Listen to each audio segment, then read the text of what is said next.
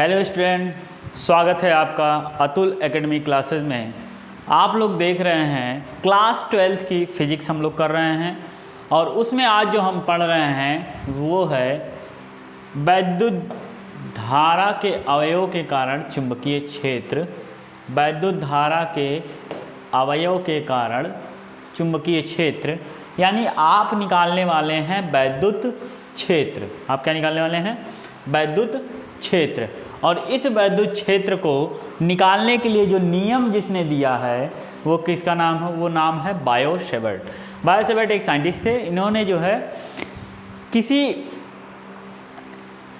तार पर, किसी वायर पर बायो-सेवर्ट के नियम, बायो-सेवर्ट ने एक नियम दिया था। क्या दिया था बायो-सेवर्ट ने? ठीक है, बायो-सेवर्ट ने नियम क्या दिया था? बायो-सेवर्ट का नियम। बायो-सेवर्ट का नियम किसके लिए आता है पहले तो ये जान लें। ये आता है चुंबकीय क्षेत्र के कारण। ये किसके लिए है? चुंबकीय क्षेत्र के लिए है। तो बायो-सेवर्ट का नियम किसके लिए है?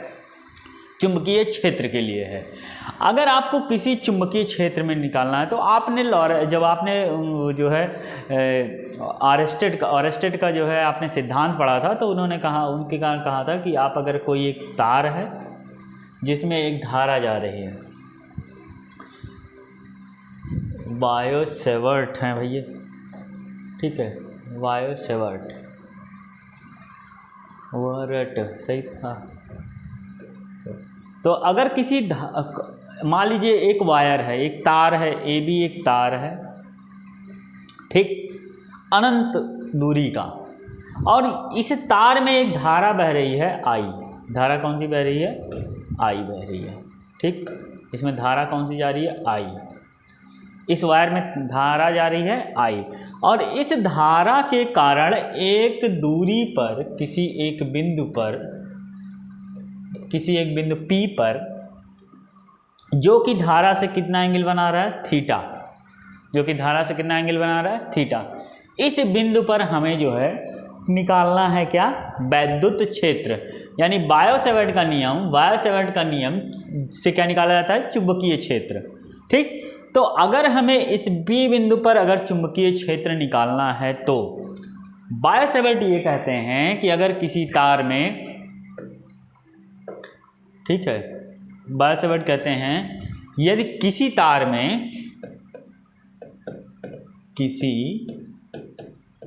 में ठीक वैद्युत धारा प्रवाहित की जाती है,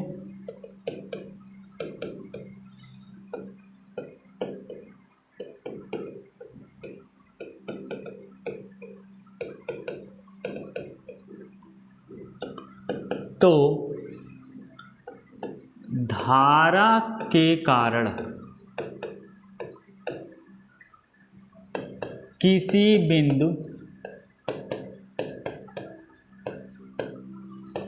P पर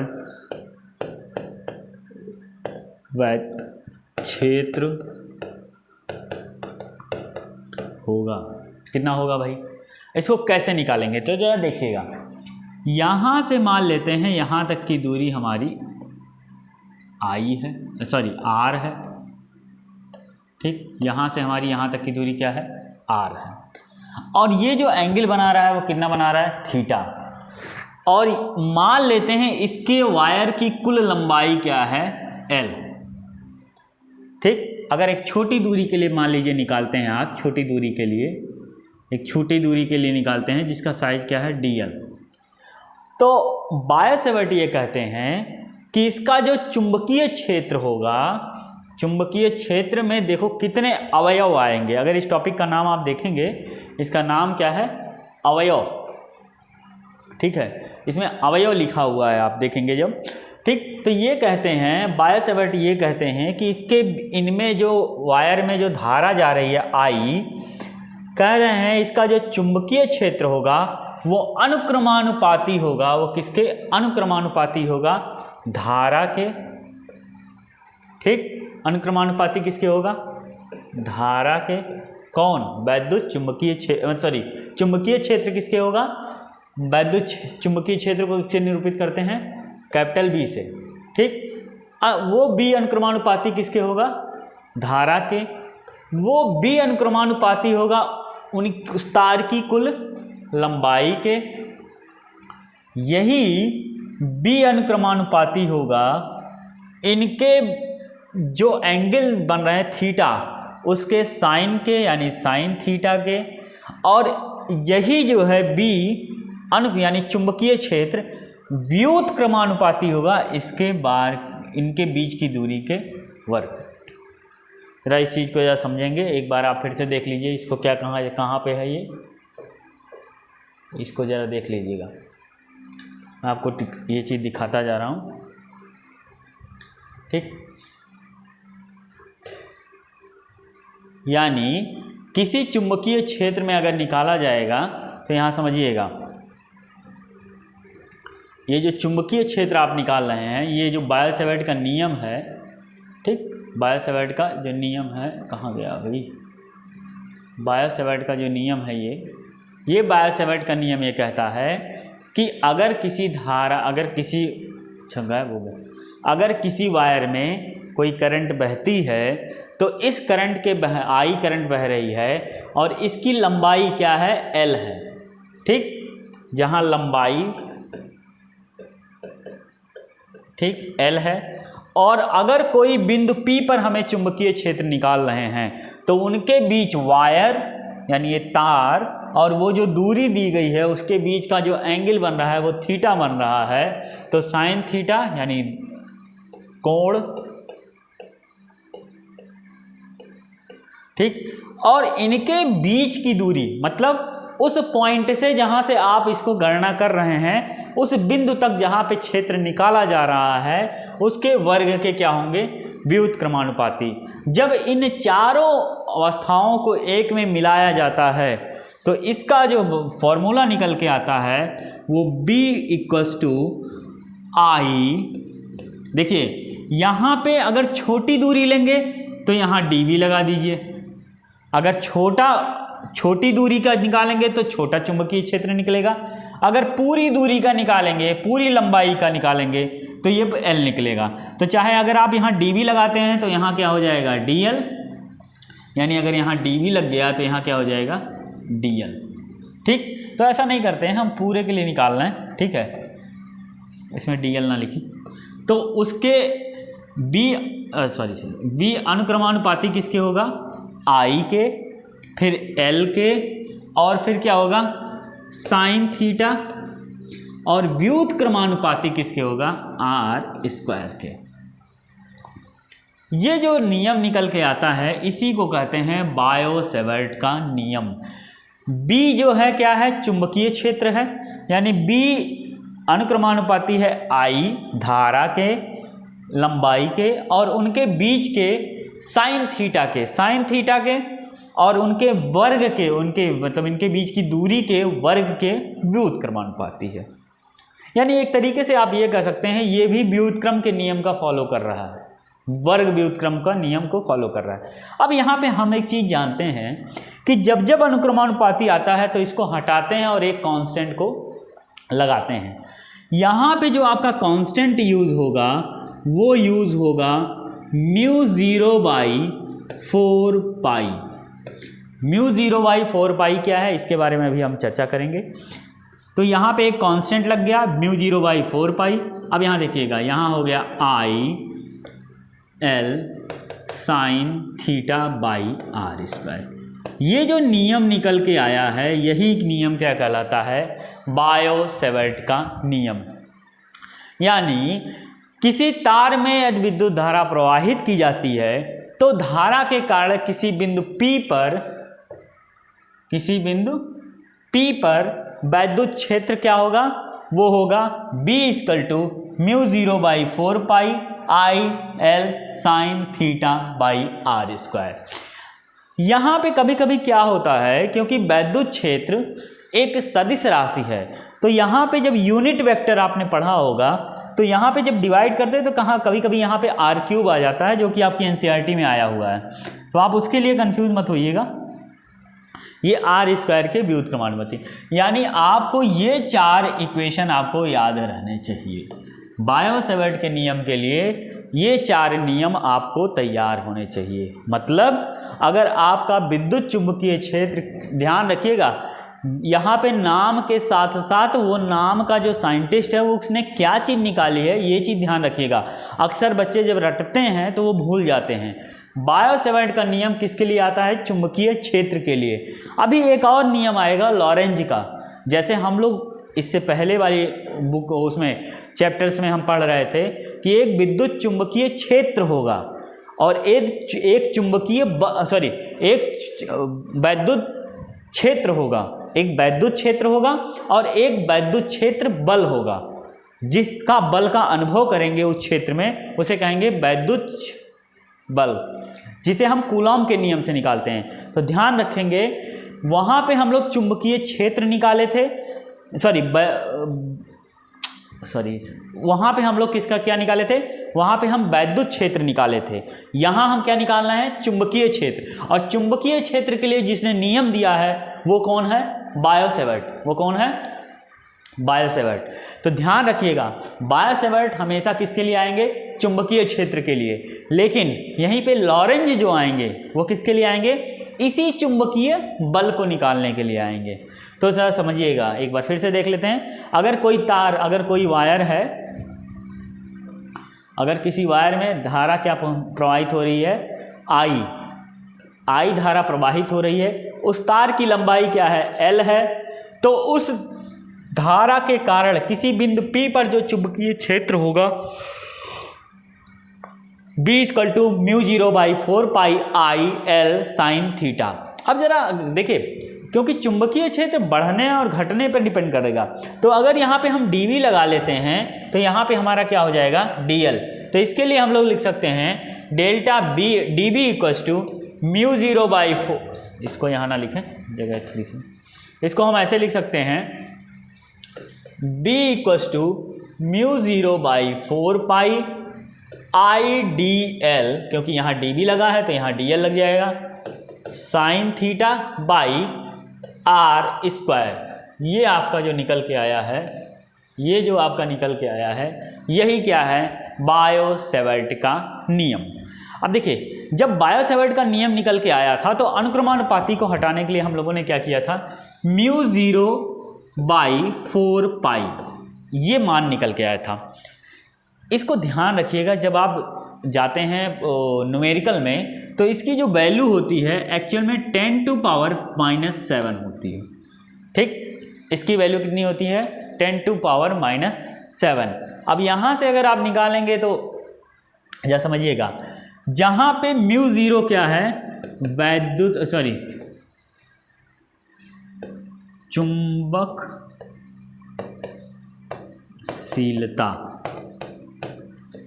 या चुंबकशीलता या चुंबकीयशीलता है, कैसे? ठीक है। अब μ0 का मान अगर आप निकालेंगे तो यहाँ से ध्यान रखिएगा, μ0 का मान यहाँ से इधर चला जाएगा, यानी ये हो जाएगा μ0 बराबर क्या हो जाएगा? 4 × 4 पाई × 10⁻⁻7, यानी μ0 का मान कितना निकल के आएगा? जो कि चुंबकीयशीलता है उसका मान कितना निकल के आएगा? 4 पाई। कुछ करना नहीं है आपको, यहाँ पे सीधा मान इसका रख देना है। जैसे हम लोग उससे पहले हम लोग लिखते थे 1/4 पाई एप्सिलॉन नॉट का वैल्यू लिखते थे 10⁻⁹। ठीक, सॉरी क्या लिख रहे हैं? 9 × 10⁹ होता था। ठीक, जैसे वैसे ही यहाँ पे ये वैद्युतशीलता था, वैद्युतशीलता। ठीक, और यहाँ ये क्या है? चुंबकशीलता। ठीक, अब जरा एक बात समझिएगा, यहाँ पे चुंबकशीलता अगर निकल के आई है, वहाँ पे एक आता था परावैद्युतांक। ठीक, परावैद्युतांक अगर है तो एप्सिलॉन नॉट को लिखते थे। ठीक, तो यहाँ पे वही चीज़ आपकी चुंबकशीलता निकल के आई है। तो ये जो टॉपिक था, एक छोटा सा टॉपिक था जो कि चुंबकीय क्षेत्र निकालने के लिए था। तो चुंबकीय क्षेत्र आप कैसे निकालेंगे? अगर किसी वायर में एक धारा I प्रवाहित हो रही है, उसकी लंबाई, तार की लंबाई L है, जो कि थीटा एंगल बनाते हुए P, और उनके बीच की दूरी क्या है, r है। तो b अनुक्रमानुपाती होगा I के, b अनुक्रमानुपाती होगा उनकी लंबाई के, b अनुक्रमानुपाती होगा उनके बीच के एंगल के साइन थीटा के, और b व्युत्क्रमानुपाती होगा उनके बीच की दूरी के वर्ग के, उनके बीच की दूरी के वर्ग के क्या होगा, व्युत्क्रमानुपाती। तो इस तरीके से जब सिस्टम बना है तो ये निकल के आपका, अगर इन सबको कंबाइन कर लिया जाए यानी एक ही में कर लिया जाए तो I D L sine theta. अगर यहाँ पे देखिए क्या होता है कि अगर आप छोटी दूरी के लिए लेंगे तो b अनुक्रमानुपाती है l के, यानी ये एक दूसरे के क्या है, अनुक्रमानुपाती, यानी अगर ये जितना बढ़ेगा लंबाई क्या होगी, उतनी बढ़ेगी। अगर आप लंबाई को बढ़ाते हैं तो जाहिर सी बात है क्षेत्र क्या होता है, बढ़ता जाता है। तो इस तरीके से जो आपका ध्यान ये रखना है कि बायो सेवर्ट किसके लिए आते हैं, वैद्युत चुंबकीय क्षेत्र के लिए। इसको तैयार कर लीजिए, ये एग्जाम की दृष्टि से बहुत ही ज़्यादा इम्पॉर्टेंट चैप्टर है, ठीक है, अच्छे से तैयार करिएगा। अब यहाँ पे एक चीज़ और समझ लें, आप ज़रा बुक को देख लेते हैं।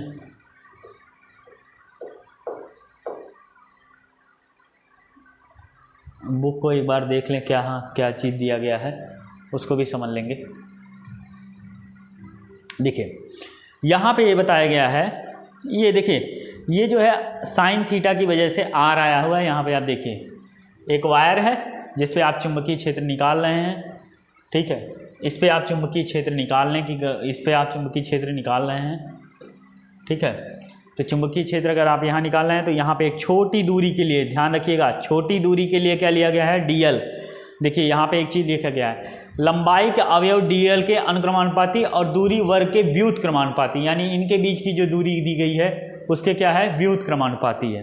तो ये आपका एक सिस्टम निकल के आता है, μ0/4π।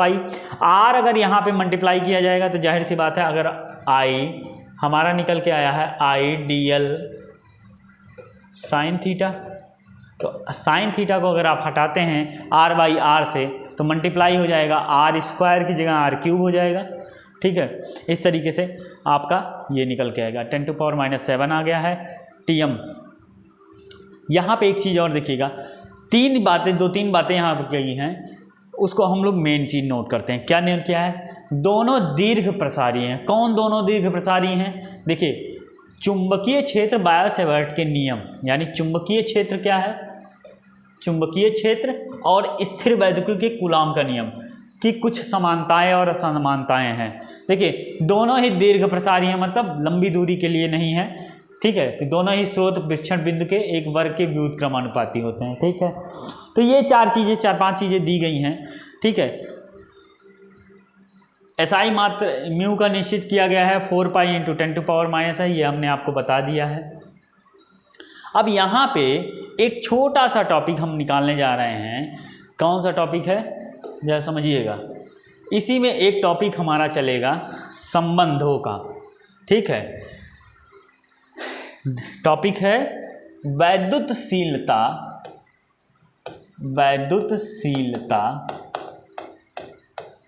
ठीक, वैद्युतशीलता चुंबकीयशीलता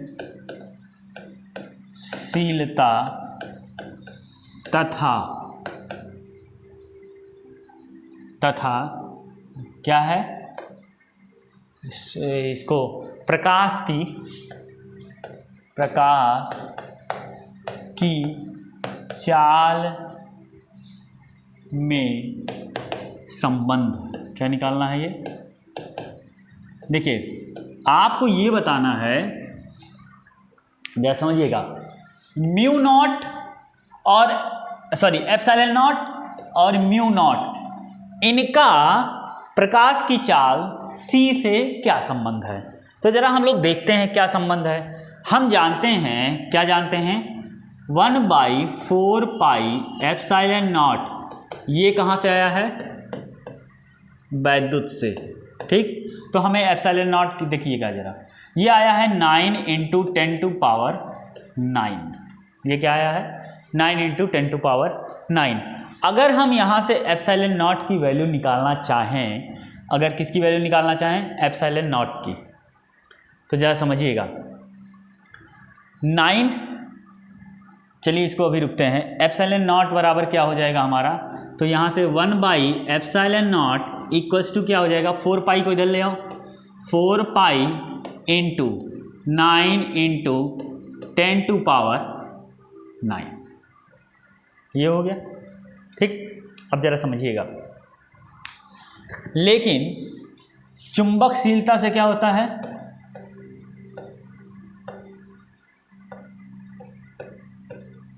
चुंबकीयशीलता से हमें क्या मिलेगा value, mu 0/4 pi equals to हो गया 10 टू पावर -7, और अगर हम इसे म्यू 0 लिख लें तो ये हो जाएगा 10 टू पावर ये क्या हो जाएगा, 4 पाई इधर आ जाएगा, 4 पाई इंटू 10 टू पावर -7।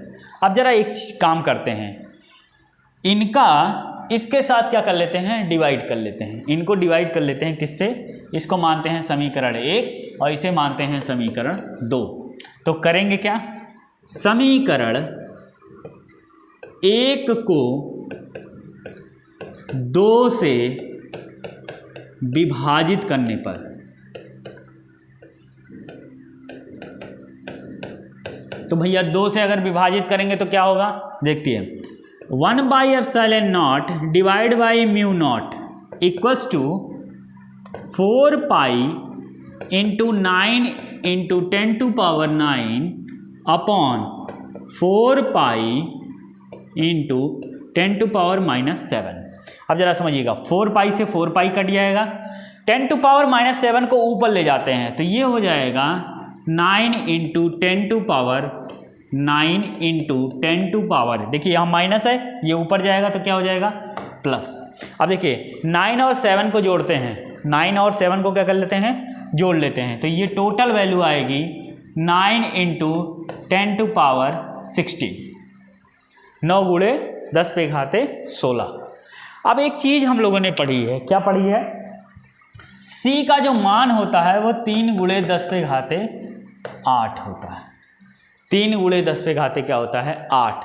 अगर हम इसको देखें तो इसको हम 2 तरीके से लिख सकते हैं, कैसे, इसी को हम लिख सकते हैं 3 गुणे 10 पे घाते 8 गुणे 3 गुणे 10 पे घाते 8। या समझिएगा इसको, 3 गुणे 10 पे घाते 8 गुणे 3 गुणे 10 पे घाते 8, यानी ये कहीं ना कहीं ये C और ये C मिलकर के बना रहे हैं C²। ठीक, तो यानी अब यहाँ पे देखिए epsilon not into mu naught बराबर हो जाएगा C², और अगर इसी को थोड़ा सा और मॉडिफाई करके लिखें तो देखिएगा यहाँ से C की वैल्यू निकालते हैं तो C बराबर यहाँ से हो जाएगा 1/√μ 0 एप्सिलॉन नॉट 0। ये जो एक रिलेशन निकल के आया है वो किसके किसके बीच रिलेशन निकल के आया है, प्रकाश की चाल का किसके साथ, वैद्युतशीलता, ठीक, वैद्युतशीलता तथा चुंबकीयशीलता से। और आप यहाँ से एक बहुत ही इंपॉर्टेंट बात समझिए कि अगर आपके प्रकाश की चाल होती है, ठीक, तो प्रकाश की चाल वैद्युतशीलता और चुंबकीयशीलता वाले तरंगों से मिलकर बनी हुई है, क्योंकि इनके गुण हैं इसमें। अच्छा, गुण होने की वजह से कभी कभी प्रकाश को वैद्युत चुंबकीय तरंग भी कहा जाता है। क्यों कहा जाता है, क्योंकि अगर आप देखें, ठीक है, अगर आप देखें तो C बराबर यहाँ जो वैल्यू आई है 1/√μ 0 एप्सिलॉन नॉट 0 आई है। ठीक, ये क्या है, ये है चुंबकीयशीलता, ये क्या है, ये है चुंबकीयशीलता, ठीक, और ये क्या है, वैद्युतशीलता। ठीक, ये वैद्युतशीलता है, ये चुंबकीयशीलता। आप एक चीज समझिएगा, और ये क्या है, ये प्रकाश की चाल है, प्रकाश की चाल। तो ध्यान रखिएगा, यानी कहीं ना कहीं हमें यहाँ से एक आइडिया मिला है, एक मार्ग दिखाई दे रहा है कि ये जो प्रकाश है इसको आप वैद्युत और चुंबकीय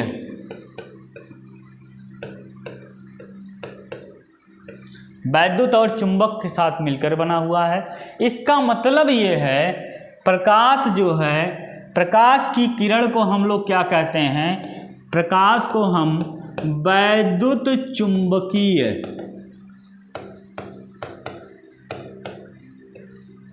तरंग भी कह सकते हैं। इससे एक रिजल्ट निकल के आता है कि प्रकाश किसकी क्या कहा जा सकता है, प्रकाश को हम वैद्युत चुंबकीय तरंग भी कह सकते हैं। ध्यान रखिएगा, ये जो डेरिवेशन है, ये डेरिवेशन अक्सर पूछा जाने वाला क्वेश्चन है। अक्सर ये जो है क्या होता है,